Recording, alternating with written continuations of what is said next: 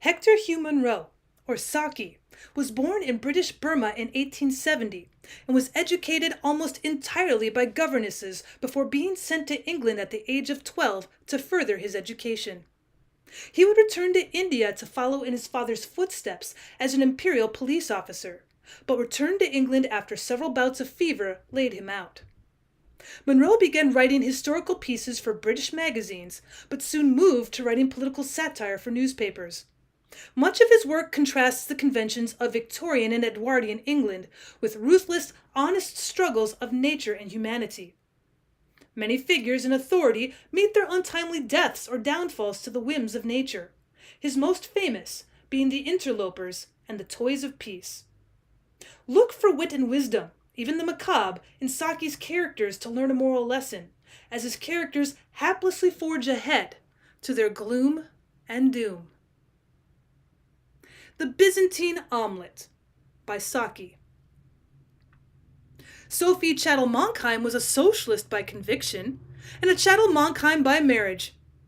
The particular member of that wealthy family whom she'd married was rich, even as his relatives counted riches. Sophie had very advanced and decided views as to the distribution of money. It was a pleasing and fortunate circumstance that she also had the money. When she inveighed eloquently against the evils of capitalism at drawing-room meetings and Fabian conferences, she was conscious of a comfortable feeling that the system, with all its inequalities and iniquities, would probably last her time. It is one of the consolations of middle-aged reformers that the good they inculcate must live after them if it is to live at all. On a certain spring evening, somewhere towards the dinner hour, Sophie sat tranquilly between her mirror and her maid, undergoing the process of having her hair built into an elaborate reflection of the prevailing fashion. She was hedged round with a great peace, the peace of one who has attained a desired end with much effort and perseverance, and who has found it still eminently desirable in its attainment.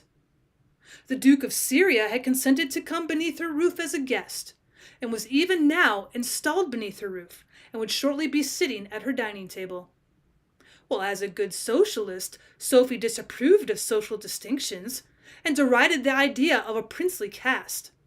But if there were to be these artificial gradations of rank and dignity, she was pleased and anxious to have an exalted specimen of an exalted order included in her house party. She was broad-minded enough to love the sinner while hating the sin. Not that she entertained any warm feeling of personal affection of the Duke of Syria, who was a comparative stranger. But still, as Duke of Syria, he was very, very welcome beneath her roof.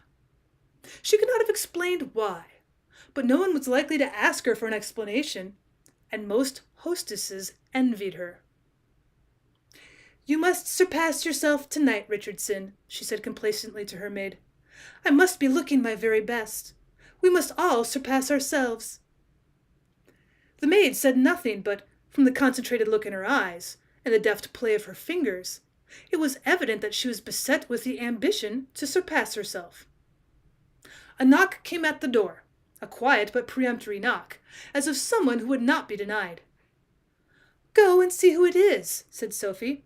"It may be something about the wine." Richardson held a hurried conference with an invisible messenger at the door. When she returned, there was a noticeable, curious listlessness in place of her hitherto alert manner. "What is it?" asked Sophie. "The household servants have downed tools, madame," said Richardson. "Downed tools!" exclaimed Sophie. "Do you mean they've gone on strike?" "Yes, madame," said Richardson, adding the information. "It's Gaspard that the trouble is about." "Gaspard," said Sophie wonderingly. "The emergency chef? The omelette specialist?" "Yes, madame. Before he became an omelette specialist, he was a valet, and he was one of the strike-bearers of the great strike at Lord Grimford's 2 years ago. As soon as the household staff were learned that you had engaged him, they resolved to down tools as a protest. They haven't got any grievance against you personally, but they demand that Gaspard should be immediately dismissed." "But," protested Sophie, "he's the only man in England who understands how to make a Byzantine omelette. I engaged him specially for the Duke of Syria's visit. It would be impossible to replace him at short notice. I should have to send to Paris, and the Duke loves Byzantine omelettes.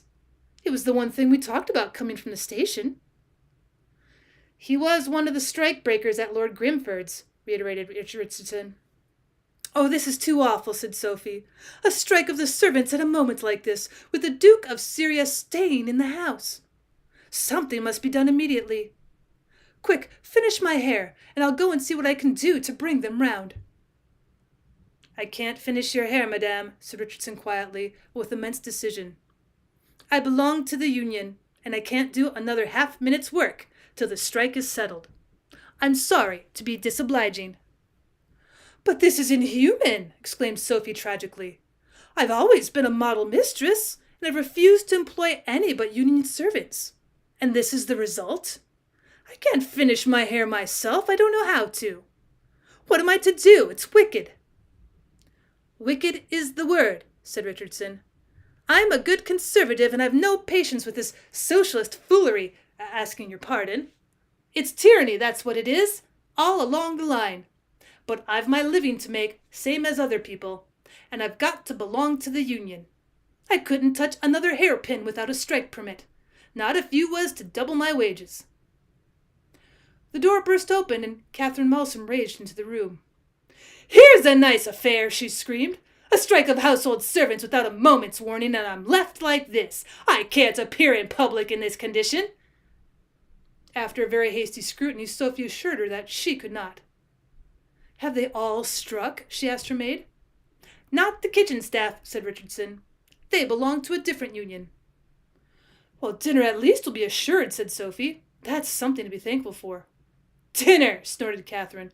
"What on earth is the good of dinner when none of us will be able to appear at it? Look at your hair. Look at me. Or rather, don't." "Well, I know it's difficult to manage without a maid. Can't your husband be any help to you?" asked Sophie despairingly. "Henry? He's in worse case than any of us. His man is the only person who understands that ridiculous newfangled Turkish bath that he insists on taking with him everywhere." "Well, surely he could do without a Turkish bath for one evening," said Sophie. "I can't appear without hair, but a Turkish bath is a luxury." "My good woman," said Catherine, speaking with a fearful intensity, "Henry was in the bath when the strike started. He's in it, do you understand? He's there now." "Can't he get out?" "He doesn't know how to. Every time he pulls the lever marked release, he only releases hot steam. There are two kinds of steam in the bath, bearable and scarcely bearable, and he's released them both. Well, by this time I'm probably a widow." "I simply can't send away Gaspard," wailed Sophie. "I should never be able to secure another omelette specialist." "Any difficulty that I may experience in securing another husband is, of course, a trifle beneath anyone's consideration," said Catherine bitterly. Sophie capitulated. "Go," she said to Richardson, "and tell the strike committee or whoever are directing this affair that Gaspard is herewith dismissed. And ask Gaspard to see me presently in the library, when I will pay him what is due to him and make what excuses I can. Then fly back and finish my hair." Some half an hour later, Sophie marshaled her guest in the grand salon preparatory to the formal march to the dining room. Except that Henry Malsom was of the ripe raspberry tint that one sometimes see at private theatricals representing the human complexion. There was little outward sign among those of the assembled crisis that had just been encountered and surmounted. But the tension had been too stupefying while it lasted not to leave some mental effects behind it. Sophie talked at random to her illustrious guest, and found her eyes straying with increasing frequency towards the great doors through which would presently come the blessed announcement of that dinner was served. Now and again she glanced mirrorward at the reflection of her wonderfully coiffed hair, as an insurance underwriter might gaze thankfully at an overdue vessel that had ridden safely into harbor in the wake of a devastating hurricane. Then the doors opened, and the welcome figure of the butler entered the room. But he made no general announcement of a banquet in readiness, and the doors closed behind him. His message was for Sophie alone. "There is no dinner, madame," he said gravely. "The kitchen staff have downed tools. Gaspard belongs to the union of cooks and kitchen employees, and as soon as they heard of his summary dismissal at a moment's notice, they struck work. The demand is instant reinstatement and an apology to the union. I may add, madame, that they're very firm. I've been obliged even to hand back the dinner rolls that were already on the table." Well, after the lapse of 18 months, Sophie Chattel-Monkheim is beginning to go about again among her old haunts and associates. But she still has to be very careful. The doctors will not let her attend anything at all exciting, such as a drawing-room meeting or a Fabian conference. It is doubtful indeed whether she wants to.